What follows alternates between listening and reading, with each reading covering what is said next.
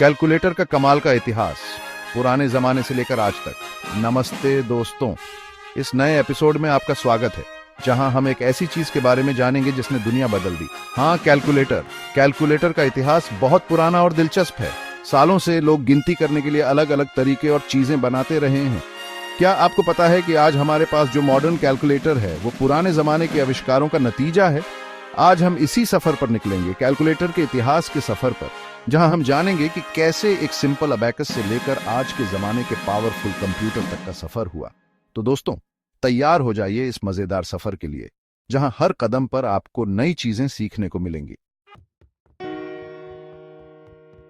हमारा सफर शुरू होता है अबैकस से, जिसे पहला गिनती करने वाला यंत्र माना जाता है। सोचो, हजारों साल पहले जब मैथ्स इतना आसान नहीं था, तब अबैकस ने कमाल कर दिया था। लकड़ी के फ्रेम में लगी गोलियों और तारों से लोग जोड़ना, घटाना, गुणा, भाग करना सीख गए थे।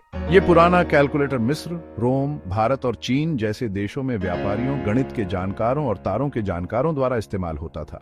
अबैकस की खास बात थी इसकी सरलता, जिससे ये सालों तक लोगों का पसंदीदा गिनती यंत्र बना रहा। आज भी कई जगहों पर बच्चों को मैथ्स सिखाने के लिए अबैकस का इस्तेमाल होता है। ये पुराना यंत्र न सिर्फ गिनती में मदद करता था, बल्कि लोगों को संख्याओं को समझने में भी मदद करता था। अबैकस किसने और कब बनाया, ये आज भी एक राज है, लेकिन ये पक्का है कि इसने दुनिया को एक नई दिशा दी। इसने न सिर्फ गिनती को आसान बनाया, बल्कि मैथ्स के विकास में भी बहुत बड़ा योगदान दिया। सोचो, अगर अबैकस नहीं होता तो क्या हम आज इतनी तरक्की कर पाते? ये एक ऐसा सवाल है जिसका जवाब देना मुश्किल है। अब हम आगे बढ़ते हैं और पहुंचते हैं पुराने यूनान, जहां हमें मिलता है सैलामिस कैलकुलेटर। ये अबैकस से ज्यादा कॉम्प्लेक्स और एडवांस्ड यंत्र था। इसे देखकर आप समझ सकते हैं कि पुराने यूनान के लोगों को मैथ्स और तारों में कितनी दिलचस्पी थी। सैलामिस कैलकुलेटर का इस्तेमाल जहाजों का पता लगाने, सूरज और चांद की चाल जानने और इमारतें बनाने में होता था। ये यंत्र हमें बताता है कि कैसे पुराने लोग मुश्किल कैलकुलेशन कर लेते थे। सैलामिस कैलकुलेटर किसने बनाया, ये राज है, लेकिन माना जाता है कि ये लगभग 100 साल ईसा पूर्व बनाया गया था। इस यंत्र से पता चला कि पुराने यूनानी न सिर्फ कला में बल्कि विज्ञान में भी आगे थे। सैलामिस कैलकुलेटर गियर्स और डायल से बना एक कॉम्प्लेक्स यंत्र था, जो आज के एनालॉग कंप्यूटर जैसा था। ये यंत्र हमें दिखाता है कि कैसे इंसानों ने मुश्किल सवालों के जवाब ढूंढे हैं। सैलामिस कैलकुलेटर भले ही आज हमारे पास न हो, लेकिन इसने दुनिया को हमेशा के लिए बदल दिया। हमारा सफर अब हमें 17वीं सदी में ले जाता है, जहां स्कॉटलैंड के मैथमेटिशियन जॉन नेपियर ने नेपियर की हड्डियां बनाई। ये वो समय था जब यूरोप में नई नई खोजें हो रही थी। नेपियर की हड्डियां लकड़ी या हाथी दांत की बनी आयताकार पट्टियां थीं, जिन पर नंबर लिखे होते थे। इन पट्टियों को एक खास तरीके से लगाकर गुणा और भाग जैसे मुश्किल कैलकुलेशन आसानी से किए जा सकते थे। नेपियर ने लॉगरिदम भी बनाया, जिससे मुश्किल खगोलीय कैलकुलेशन आसान हो गए। उनके इस आविष्कार ने वैज्ञानिकों के लिए नए रास्ते खोले। नेपियर की हड्डियां उस समय के लोगों के लिए जादू जैसी थी। ये यंत्र दिखाता है कि कैसे एक सिंपल सी दिखने वाली खोज मैथ्स और विज्ञान में बड़ा बदलाव ला सकती है। नेपियर की हड्डियां कैलकुलेटर के विकास में एक जरूरी कड़ी है। इसने न सिर्फ कैलकुलेशन को आसान बनाया, बल्कि आगे चलकर और भी अच्छे कैलकुलेटर बनाने का रास्ता भी दिखाया। जॉन नेपियर ने अपनी खोज से पूरी दुनिया को दिखा दिया कि मैथ्स कितना पावरफुल हो सकता है।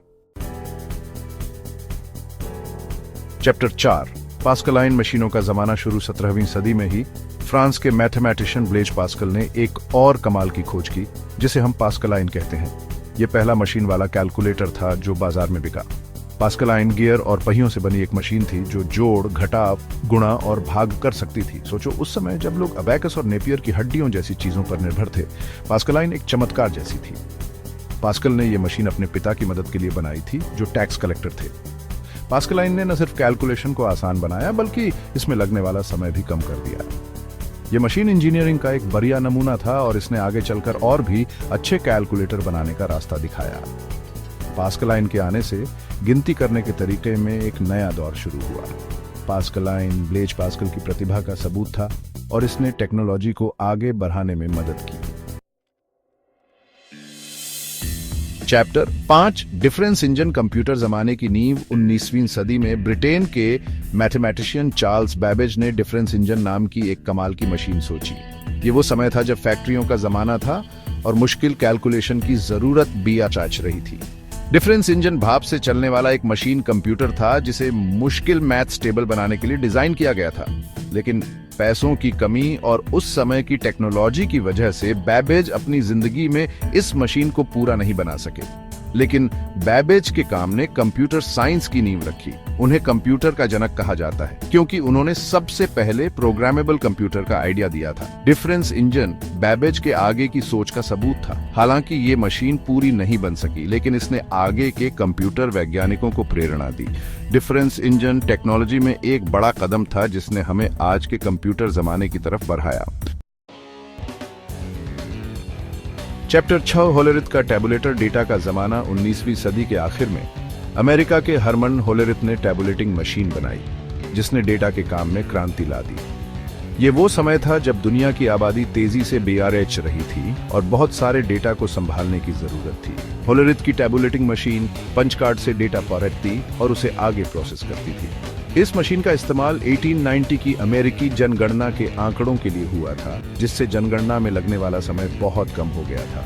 होलेरिथ ने अपनी इस खोज से टैबुलेटिंग मशीन कंपनी शुरू की जो बाद में IBM बन गई। IBM आज दुनिया की सबसे बड़ी टेक्नोलॉजी कंपनियों में से एक है। होलेरिथ के टैबुलेटर ने डेटा के काम में एक नया जमाना शुरू किया। इसने न सिर्फ डेटा को संभालने के तरीके को बदला, बल्कि मॉडर्न कंप्यूटर के विकास का रास्ता भी बनाया। होलेरिथ का टैबुलेटर दिखाता है कि जरूरत ही आविष्कार की जननी है। चैप्टर 7 इलेक्ट्रॉनिक क्रांति। ट्रांजिस्टर से कंप्यूटर तक। 20वीं सदी के बीच में ट्रांजिस्टर के आविष्कार ने इलेक्ट्रॉनिक्स में क्रांति ला दी।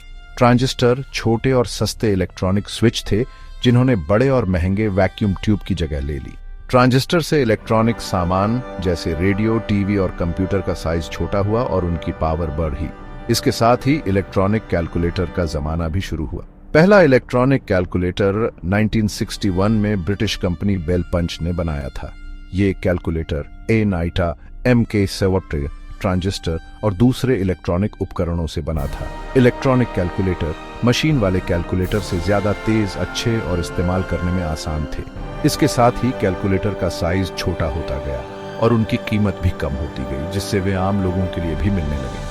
इलेक्ट्रॉनिक कैलकुलेटर के आने से गिनती करने के तरीके में एक नया दौर आया। ये मॉडर्न इलेक्ट्रॉनिक्स का एक बड़ा कदम था जिसने हमें आज के पावरफुल कंप्यूटर और स्मार्टफोन दिए। चैप्टर 8 माइक्रोचिप का जादू जेब में। कंप्यूटर 1970 के दशक में माइक्रो प्रोसेसर के आविष्कार ने इलेक्ट्रॉनिक्स में एक और क्रांति ला दी। माइक्रो प्रोसेसर एक छोटी सी चिप पर बना एक पूरा कंप्यूटर होता है। माइक्रो प्रोसेसर से कैलकुलेटर और भी पावरफुल, छोटे और सस्ते हो गए। इसके साथ ही कैलकुलेटर में साइंस और मैथ्स के फंक्शन भी जुड़ गए। 1971 में हेवलेट पैकर्ड ने पहला साइंटिफिक कैलकुलेटर HP35 बनाया जिसमें ट्रिग्नोमेट्री, लॉगरिदम जैसे मुश्किल मैथ्स फंक्शन थे। इसके बाद कैलकुलेटर में ग्राफ, प्रोग्रामिंग और डेटा स्टोर करने जैसे और भी एडवांस्ड फीचर जुड़ गए। माइक्रो प्रोसेसर ने कैलकुलेटर को एक सिंपल गिनती मशीन से एक पावरफुल टूल में बदल दिया। आज कैलकुलेटर का इस्तेमाल न सिर्फ मैथ्स में बल्कि साइंस, इंजीनियरिंग, फाइनेंस और मेडिकल जैसे अलग अलग क्षेत्रों में भी होता है। माइक्रो प्रोसेसर वाले कैलकुलेटर दिखाते हैं कि कैसे एक छोटी सी चिप पूरी दुनिया बदल सकती है। आउट्रो कैलकुलेटर भविष्य की ओर। आज कैलकुलेटर हमारी जिंदगी का एक जरूरी हिस्सा बन गए हैं। छोटी बड़ी हर तरह की कैलकुलेशन के लिए हम कैलकुलेटर का इस्तेमाल करते हैं। स्मार्टफोन से लेकर स्मार्ट वॉच तक कैलकुलेटर हर जगह है। आजकल कैलकुलेटर बहुत एडवांस्ड और पावरफुल हैं। वे सिर्फ कैलकुलेशन ही नहीं करते बल्कि डेटा स्टोर कर सकते हैं, ग्राफ बना सकते हैं, प्रोग्राम चला सकते हैं और इंटरनेट से भी जुड़ सकते हैं। कैलकुलेटर का भविष्य बहुत अच्छा है और आगे हम इन्हें और भी पावरफुल और काम के होते देखेंगे। कैलकुलेटर का इतिहास दिखाता है कि कैसे एक सिंपल सी दिखने वाली खोज पूरी दुनिया को बदल सकती है।